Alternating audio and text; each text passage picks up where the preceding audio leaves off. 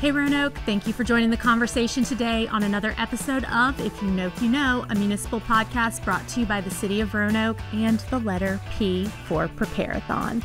I'm your host, Carol Corbin, and I'm here to bring you all things Roanoke.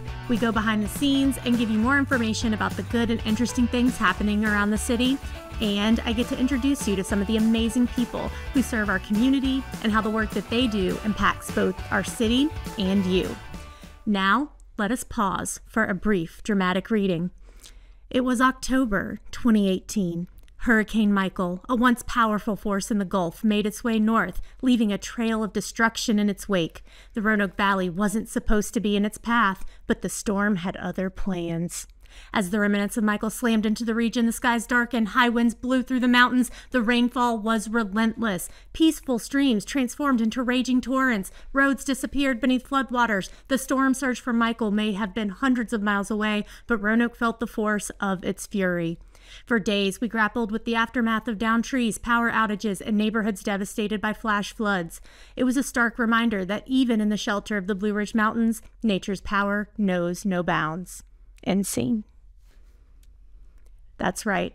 Grab your bottled water, stock your emergency kits, and expect the unexpected.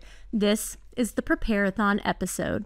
If you know, you know, but if you don't know about Prepareathon, our guests today from the City Stormwater Division are here to prepare you for this year's event. Mackenzie Brocker, Gwyneth Martin, welcome back to If You Know, You Know. Thank you. That was a great intro. Yeah, thanks for having us. Yeah. I had to get a little spicy with it today. No, it was perfect. Loved it. Can you introduce yourself to our listeners? Let them know a little bit about yourselves and maybe what you do with the Stormwater Division. Sure. So I'm Mackenzie Brocker. I'm the Water Quality Administrator in the Stormwater Utility. I oversee our water quality team. We do monitoring for water quality in our streams and rivers. We also do education, outreach, a variety of things, and then CRS, floodplain stuff, which we'll talk a little bit more about, but we oversee that as well. Awesome. Yeah. So I'm an environmental specialist with the Stormwater Utility. I've been here a little over a year now, and I work also on the water quality team under Mackenzie. So I'm leading our bacteria monitoring program, working with her on our human marker program as well.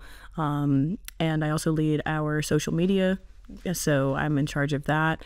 And then, like Mackenzie said, also helping out with events and outreach as well. So bacteria monitoring. I think I saw on social media, we literally have a fridge with bacteria. Is that true?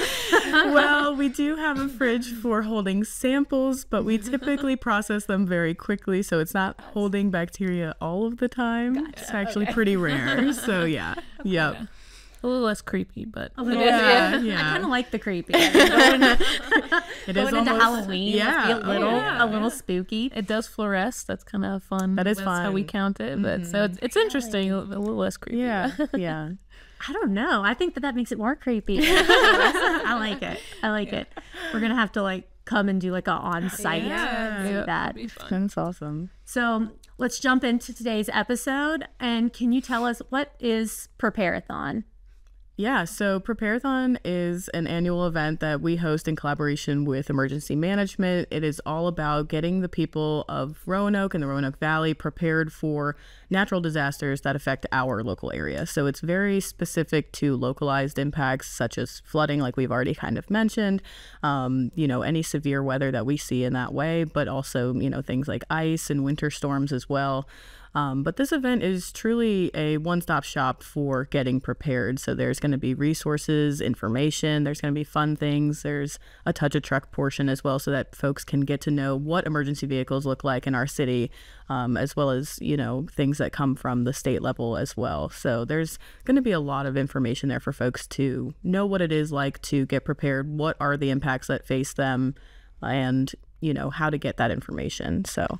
Well, and let's kind of get into that when you're talking about the Touch a Truck event. Yeah. This year is going to be sort of bigger and better than last year. We've got a lot of things going on. What is new at this year's event?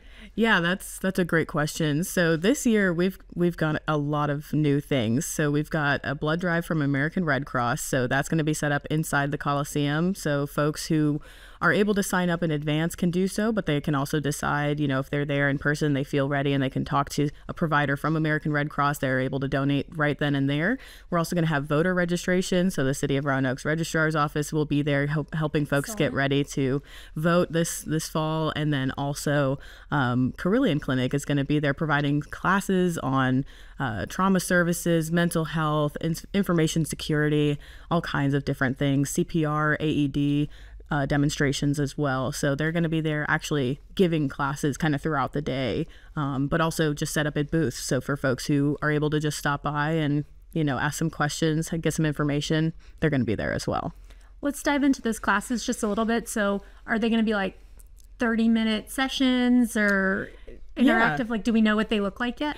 So a little bit. We're still actively working with Carillion to see what that schedule exactly is going to look like. But so far from our discussions, it sounds like it's going to be anywhere from 15 to 30-minute classes, pretty informal, just, you know, having folks come into a section on the Coliseum floor where they can sit down, watch a demonstration. Particularly, I know that the CPR AED demonstration will be happening a couple of times. Most likely, information security will be giving several talks as well, especially geared towards older folks who need to know some of those intricacies of maintaining their data protection and data security, especially in the event of an emergency where you are supposed to have copies of like medications and identity and things like that, where, you know, you want to make sure that you have that information available, but that it's also safe and protected. So those classes are just going to be sort of dispersed throughout the day. But yeah, about 15 to 30 minutes long. So nice, easy breezy. You can pop in, pop out, still enjoy the rest of the event. Yeah. Yep. And like I said, the vendors will be set up as booths as well. So if, for example, you know, you can't make that time for that particular class, you can still go talk to those people about that information. Awesome. And then you already mentioned the Touch a Truck, which is of course a big draw for the kids, but also, I mean, for the adults, as you mentioned, like, absolutely. I don't know what I mean, we've all seen an ambulance as an adult, but like VDEM usually has their big like trailer there, it's like massive. Things that you might see in the event of an emergency, but you might not see normally. What types of emergency vehicles will be there? Yeah, that's a great question. So like you mentioned, Fire EMS will be bringing quite a few different vehicles, you know, the ambulance, the fire engines, the emergency response vehicles in that way. American Red Cross will bring their disaster vehicle as well. Serve Pro is actually bringing like a response vehicle. VDOT will be there with their response vehicle as well. The Virginia Tech Blue Ridge, oh goodness, okay, here we go. There's a whole acronym, and I don't remember what it is, but it's the Virginia Tech Meteorology Club will be bringing their storm chasing / mezzanette vehicle with some, you know, fun things going on in there as well.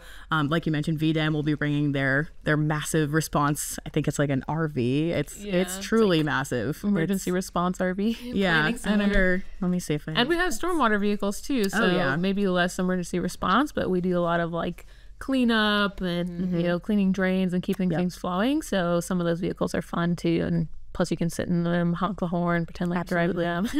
Oh yeah. You know, it's fun either way. Oh yeah. Speaking of like the Bactor trucks. Yep. Bactor, street sweeper, our camera. We have a little robot camera that goes in the pipes, so you can see that.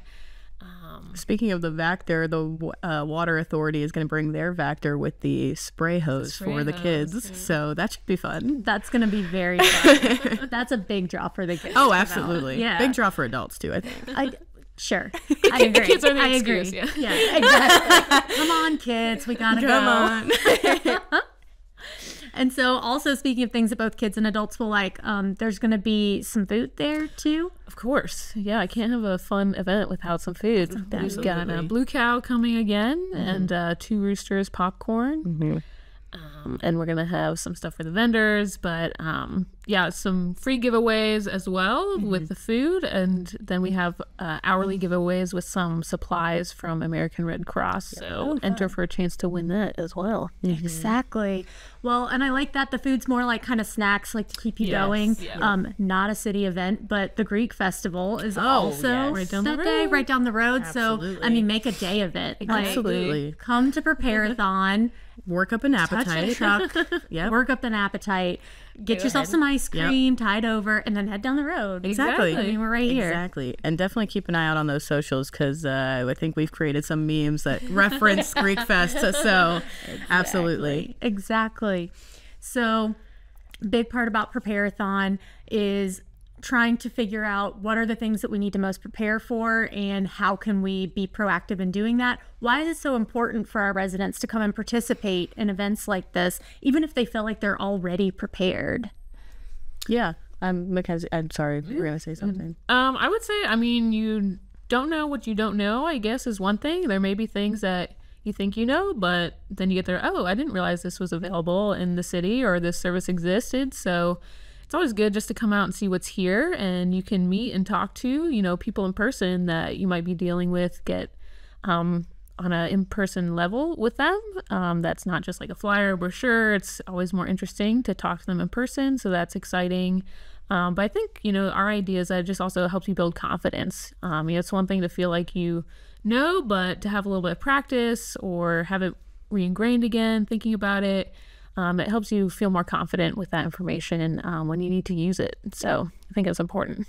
Yeah, absolutely. I mean, that's really well said. I think just exactly what you said, what you don't know. And for even folks who have those emergency kits and maybe are really up to date with, you know, their kits at home or the information that they need to stay prepared, or if they know that they're not in the floodplain, for example, you know, it's still helpful to come out and to see what updates are out there or to learn something new. Like if you're at those Carillion classes and, you know, they're talking about information security, and there may be something there that you haven't learned before, and that has nothing to do with having your emergency kit, you know, stocked and prepared, but it's another, you know, aspect of being prepared for those types of disasters and things like that. Yeah, or bring a friend. Maybe you're the prepared one, but it's an excuse to get your friends out, get them on board. Yep. I like where you're going with that.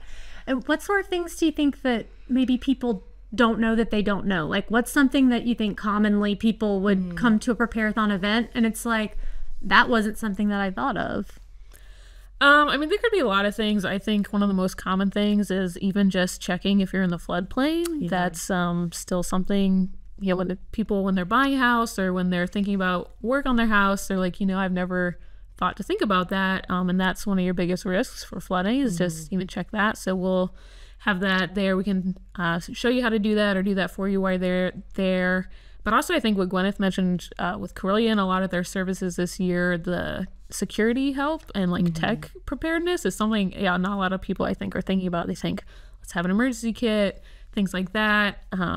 Maybe like Red Cross stuff, but a lot of the cybersecurity is something that I think is a new thing for a lot of people, and they're not necessarily thinking about, or even mental health. That's a big thing as well. Absolutely. That can kind of you put to the side and you don't think about it, but that's really important and can have a big impact as well. So especially in a big disaster, right? Like in one of those like Hurricane Michael or like flood of 85 situations where you're like, okay, we just have to get through this. Yeah. And then in the aftermath of that, what are you going through? Yeah, exactly. Just even kind of piggybacking off of that, it's like, what to do afterwards, right? It's like, okay, I was prepared, this event happened, and now what? Yeah, exactly. So I think, you know, Prepareathon can act as at least a way to come out and get some of that information, get some of those checklists, and then, you know, like Mackenzie said, possibly learn something new. But then again, afterwards, it's like, okay, great, now I actually know who to contact if I do have, you know, issues with my home being flooded, or even just, again, like, you know, the trauma services of it all, where, you know, they can have those contacts available. But even something that I have kind of relearned looking at getting prepared for this event is something that the Virginia Department of Health was actually advertising a lot last year around this time, which was like hygiene products, where people in their emergency kits tend to put like food, water, medications, like all of the things that you absolutely 100% need, but then they tend to not think about some of those things that might be necessary during an event when, you know, it does come unexpectedly. And so whether that is, you know, breastfeeding products, menstrual products, things like that, where, you know, these disasters could happen at any time. And so updating that emergency kit regularly to make sure that it reflects your current, you know, life situation, whatever that may be, is totally crucial. I love that aspect of it, because it's not something that I think we typically think of especially from a female's perspective of like, oh yeah, we need to make sure we have the meds, we need to make sure we have the water, but it's like, oh yeah, we put ourselves in the back to get everybody ready. Absolutely. And then forgot that we're human too. So exactly. Yeah. Absolutely. What are some of the most common disasters that we should prepare for in Roanoke? Yeah, so flooding is probably the big one that comes to every top of the mind. That's probably the most common. But we do get, like Gwyneth mentioned, sometimes wind or winter storms. And it definitely seems like we're getting a lot more drought, wildfires getting closer to our area. We're seeing more often, as well as things like even tornadoes have been touching down in our area more. Maybe less so earthquakes, but it could be a possibility, but also just general loss of power and services. Things like that. I think those are the main ones. I don't know if you had any more, but no, those are what we see most often. Yeah, that's a pretty comprehensive list. I think, like you mentioned, people tend to think of flooding first, especially with the flood of '85, especially with Hurricane Michael. And for folks who live downtown, it's definitely a concern anytime it rains. So, flooding is top of our list. And I think if, we were to ask emergency management, they would also say, flooding, those winter storms, those ice storms, and again, like probably just the increase in frequency of massive thunderstorms and how much rain they are dumping on our city. So, yeah. And so I think kind of as we keep speaking of some of these events that we should and could be preparing for, it's almost like there's like a baseline preparedness that you would have of like, okay, if you have these few things done, this is a good start for any of them. But then here are things that you may need to think about for the specific type of disasters, and maybe focus on, these three, because these three will most likely affect us. But if you start, it's almost like filling your pantry. Like if you get your pantry stocked, you don't have to go to the store every week to get everything. You just have to put some stuff in here and there. Yeah, that's a good analogy. Thanks. Thanks. So is there anything else that you guys want to let us know before we jump into some of the fun questions about this year's event that you want to make sure everybody knows before they get here? All the points we touched on, but of course the most important part is that it's free, it's fun, it's family friendly. We just want to make sure this information is easily accessible to everyone, but it's also fun and enjoyable.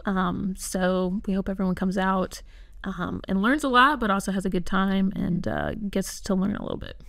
Yeah, absolutely. And because it hasn't been mentioned before, it is Saturday, September 21st from 10 a.m. to 2 p.m. at the Berglund Center.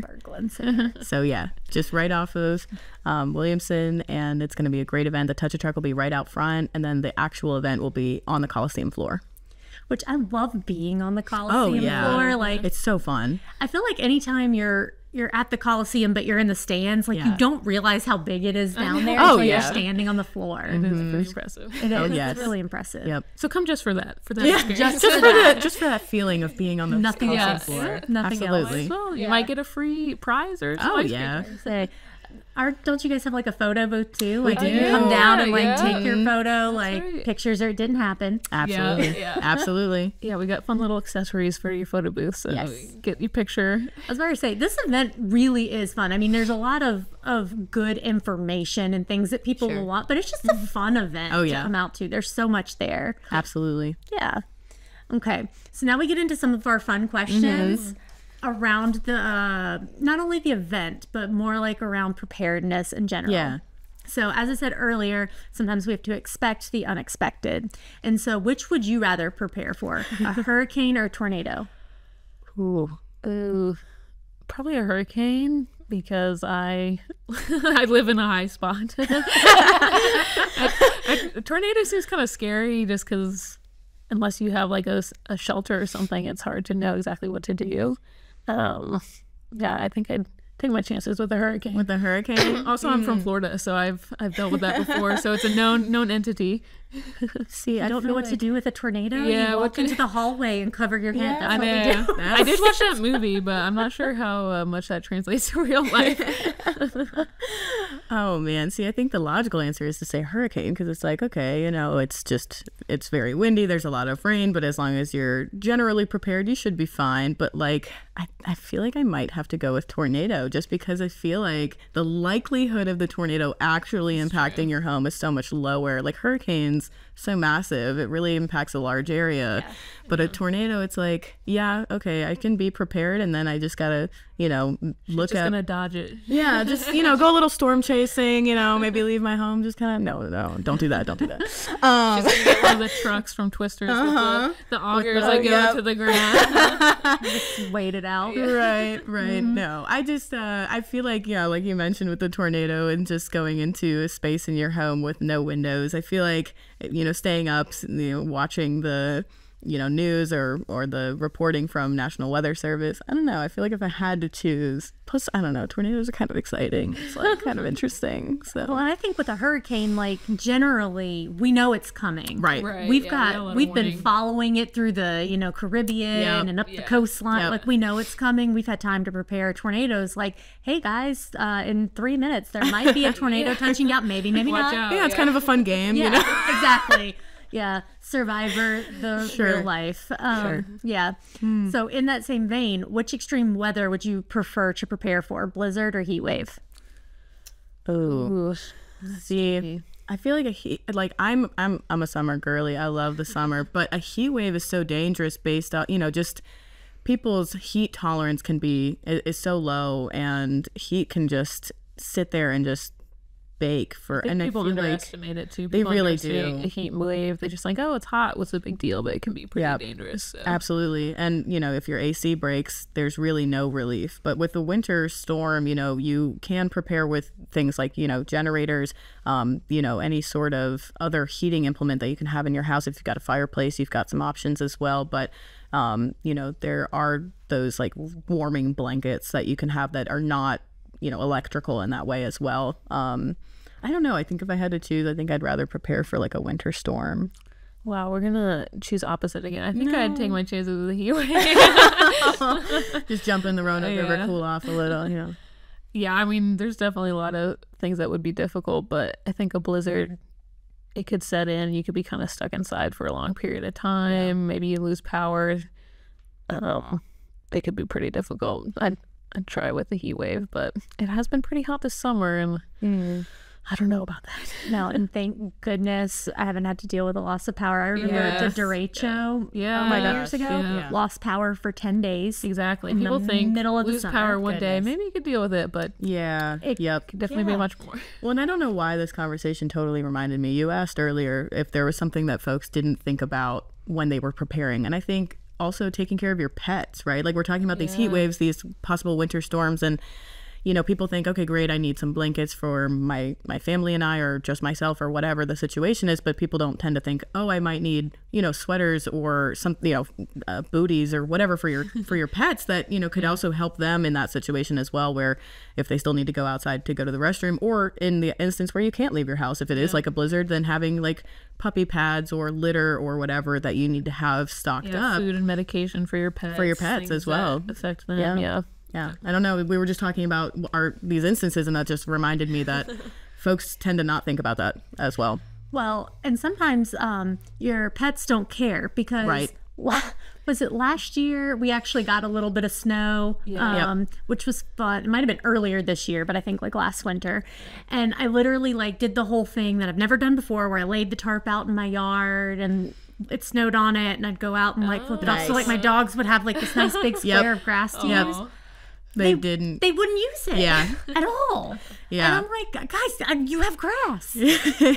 But instead we walk for 30 minutes, slipping and sliding in the snow and like picking their paws up like, oh, I'm cold. And I'm like, of course you're cold because you're in the snow. See, my dog, she loves the snow. So I think if it did blizzard, she'd be like, oh no, I'd like down to go outside. And I'm like, no, girl, we need to stay in here because it snows. And she's like, oh, this is the best thing ever. We need to be outside 24/7. I'm like, it's, Well, speaking of snow, would you rather deal with 3 straight days of torrential rain or 3 straight days of snow?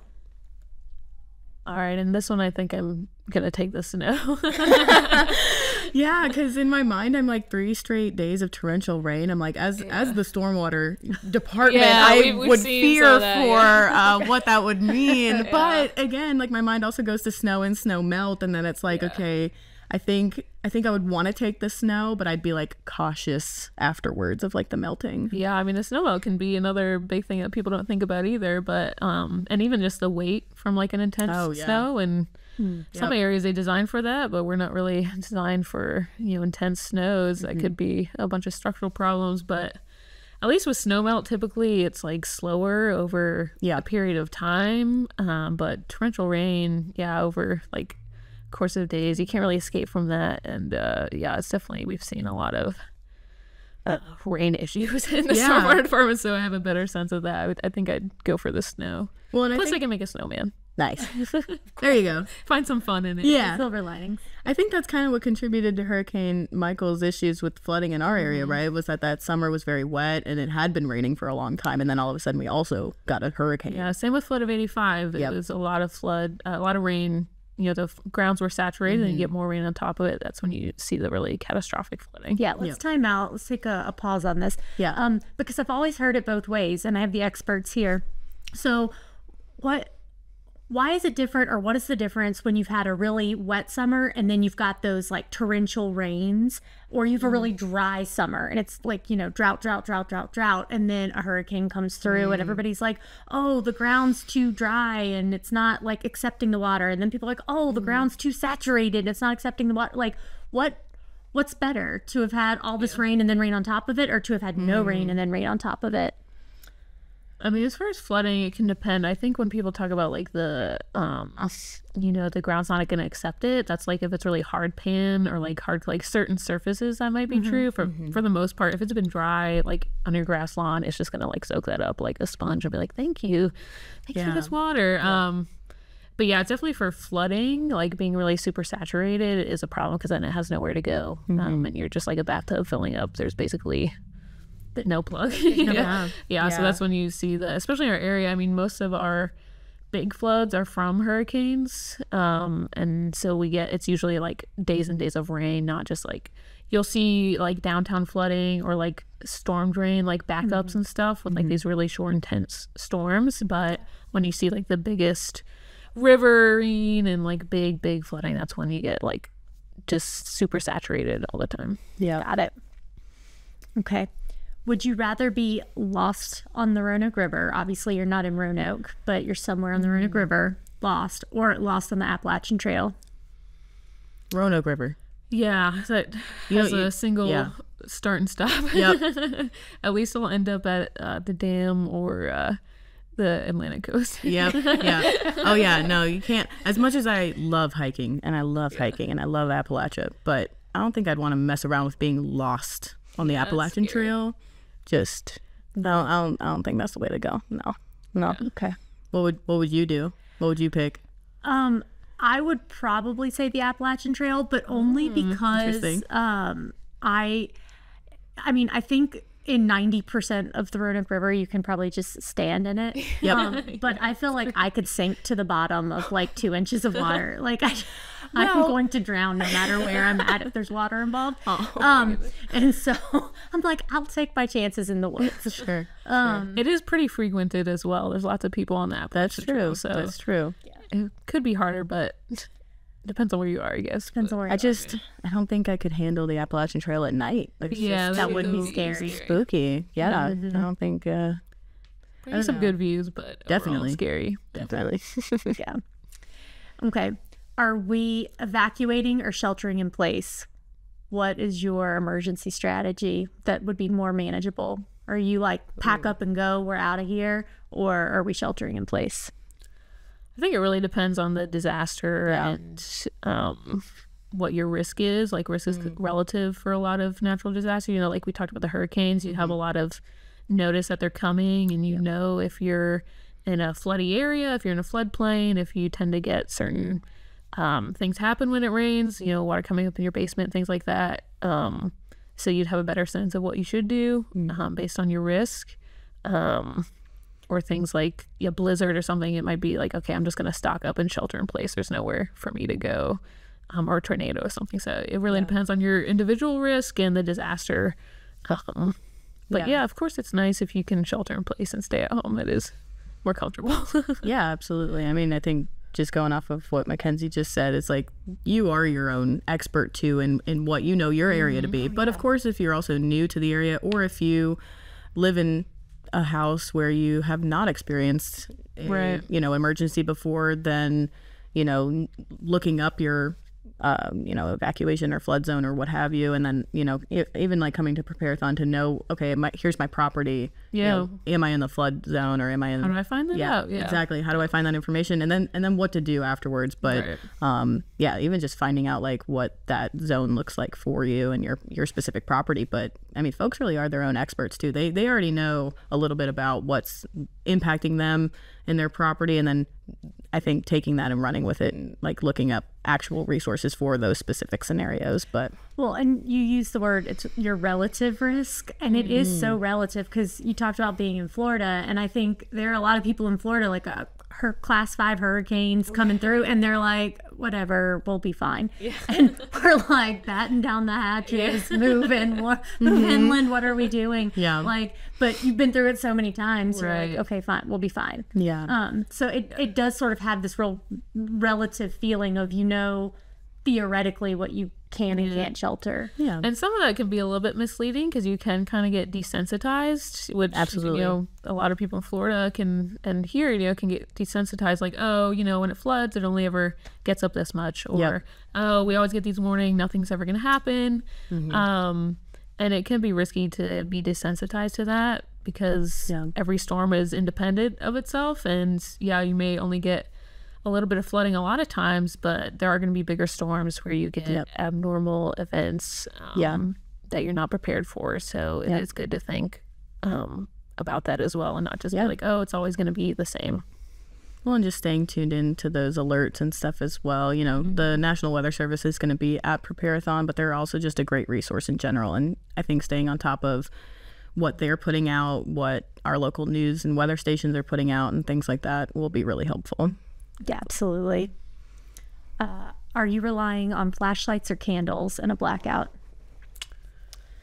I have a couple of both. Yeah, I think in most emergency kits, they really want you to have at least a couple of flashlights and some batteries as a backup, because candles, they will eventually run out. And like we were discussing earlier, if your power is out for longer than a couple of days, then you really are going to need something else to help you out around your home, or help you out around wherever you are, to give you that light, especially if it is, if it's a blizzard and, it's still dark outside, or a hurricane where it's still cloudy afterwards, whatever the case is, having at least a couple of flashlights and those backup batteries will be super helpful. Candles are good for, I think, short term. Oh, my power went out from this really intense thunderstorm. That can be kind of fun. That can be kind of nice, kind of cozy at home. But 10 days like that derecho, absolutely, candles aren't cutting it anymore. No. And also, and there can be a fire risk too. I was about ready to say, it's very our fire EMS team would really appreciate it if we didn't have candles left unattended. They pose their own Prepareathon risk. Absolutely. They're like, Prepareathon, actually just don't have any candles. Don't have any candles.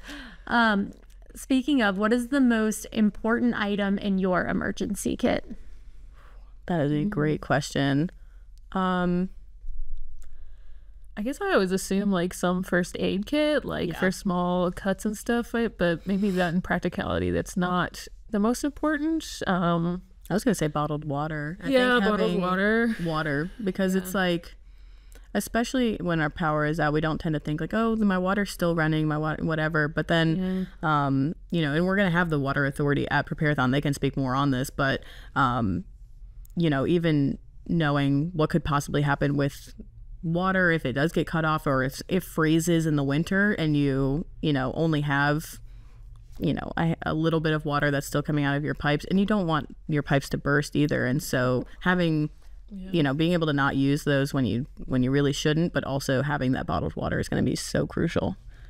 Yeah, I also think like snacks as something like, you know, people usually prep like meals and stuff, but even things that keep you like from going kind of crazy, like fun things, snacks, games, wine and charcuterie. Yeah. Oh yeah.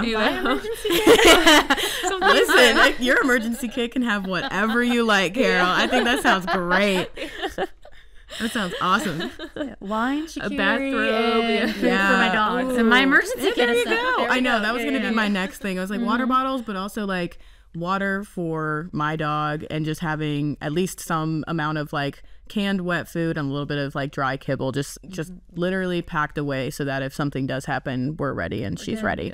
Because I think if, you know, I had to go without food, then I would handle it. But it's like if she had to go without food, I would feel so terrible. I'm like, no, I can't do that. Can't do it. Nope. I feel the same way. I would feel like the worst dog mom in the world. I'm Absolutely. like, yeah. What was I thinking?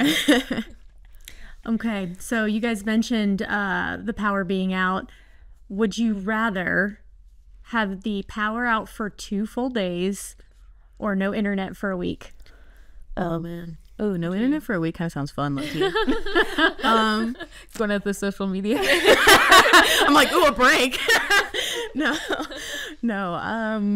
I mean, honestly, I do feel like going without internet I'd be fine. Like, I really don't think it would be that big of a deal. I remember, you know, growing up in elementary school, they would have like no TV weeks, right? Like they'd want you, they do like these advertising campaigns where they're like, okay, you know, parents, make sure your kids aren't watching any TV this week, or whatever, you know, and no computers, no anything.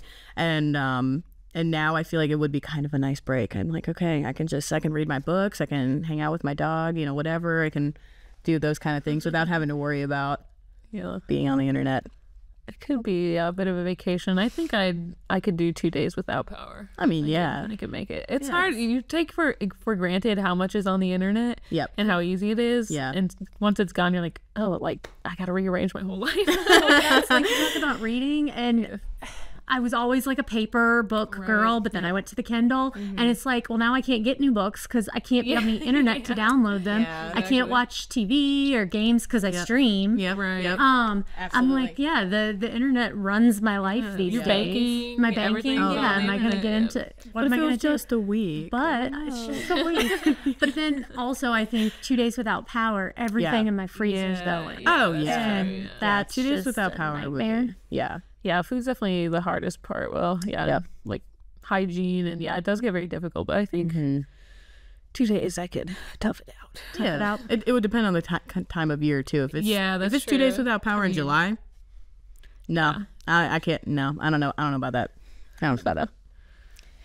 So, stay informed or stay calm? What's more important in a disaster, having the knowledge or having the composure? Wow, that is a fantastic question, and I feel like my gut reaction is the information, because staying calm is so important in terms of your own mental health, but also the folks around you, and being able to respond correctly. But then it's like, you could be as calm as can be, but if you don't have the information, you know, it's like you could be doing, it's like you could be doing all of the wrong things, but you're maintaining your composure. So then it's like, I mean, I do think staying level-headed through an emergency is so crucial, but it's also hard, right? Like when something is happening, especially when it's incredibly unexpected. We've talked a lot about hurricanes and how a lot of folks can, you know, really take the time to prepare for those because we know that they're coming. But then if, you know, there is the instance of tornadoes or a really intense winter storm that comes overnight, and even if the National Weather Service is putting those out, people might not have the time or the accessibility to prepare within such a short time frame. But again, I think it's just staying informed is probably, I think, what my gut reaction would be.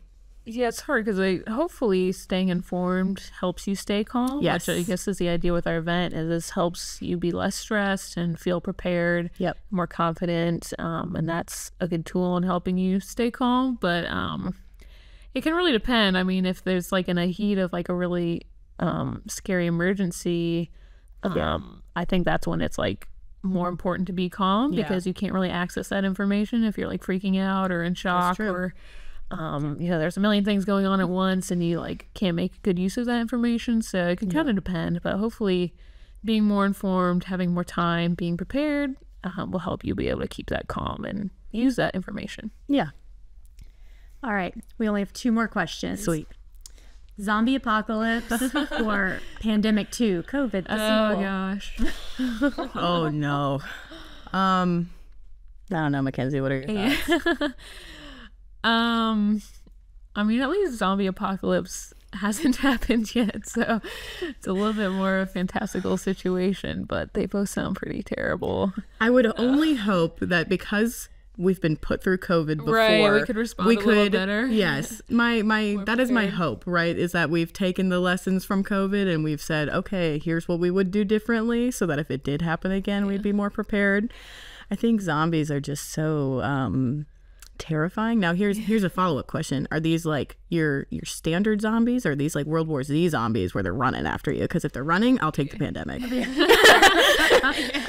Yeah, we need to know what type of What zombies are we dealing with? No, they're definitely standard zombies. Okay. Yeah. I mean, a standard zombie, like, I don't know. I feel like we do okay, right? Like, I think we do all right. I'm just gonna work on my cardio. Yeah. Oh yeah. I'll jog them. Yep. Absolutely. All right. Last question. What's your approach to disaster planning? Are we preparing early, or are we waiting to see? Well, I love waiting to the end. Procrastination over everything. No. Absolutely early planning. Yeah, definitely. Well, yeah. Really for everything, it's definitely helps you a lot in life in general. But yeah, for disasters, waiting to the end really, I'm not sure that you get that far. Yeah. Not much to do there. But yeah, big help to get you to plan ahead, because there's just so many factors that you don't know and that can change the day of, and it's so dynamic. What could happen in a disaster. So if you're not planning ahead, you're already way behind, basically. Yeah, definitely plan now so that when the disaster does happen, you are already ready. You're ready and you're calm and you're mindful. No. No, but like really, I mean, like we've talked about this entire time, it's if you plan ahead, as much as that can be annoying, stressful, it's hard, boring. It's not very exciting, right? Because there's no pressing thing that is on the horizon, but in reality, those things can happen so quickly, so that you don't want to be struggling when something is announced or when the National Weather Service comes out and says, hey, we are expecting something on the way to your area. And then you don't want to be like, oh, shoot, I don't have time to go and get ready. Because people have lives, they have jobs, they have commitments and families and things that, take up the majority of their day. And so if you're able to take 5 minutes, every other day or 30 minutes a week just to think about, okay, do we have our emergency kits prepared for our family, for our pets, for our community, and to look at, do we have alerts on our phone, Star City alerts, and even something as simple as that, where you have the access to get informed. And it's just those little things every week building up will really help you get prepared over the long term. Also because everyone else will be doing the same thing, right? Like we all know the lines at Kroger for gas when anything's announced, everyone will be waiting to the last minute. You want to get ahead of that and be prepared and not be in that same situation. So. And we were talking about not causing stress too. You don't want to wait until the end to waiting in the line. Yes, waiting absolutely. in the line to get your mental health. Waiting in the line. Absolutely, absolutely. Yep. And so the best way that you can start to get prepared is by attending Prepareathon, September 21st, 10 to 2 at Berglund Center Coliseum. You guys don't want to miss it. Thanks so much. See you there. Thanks, girl. It's going to be great.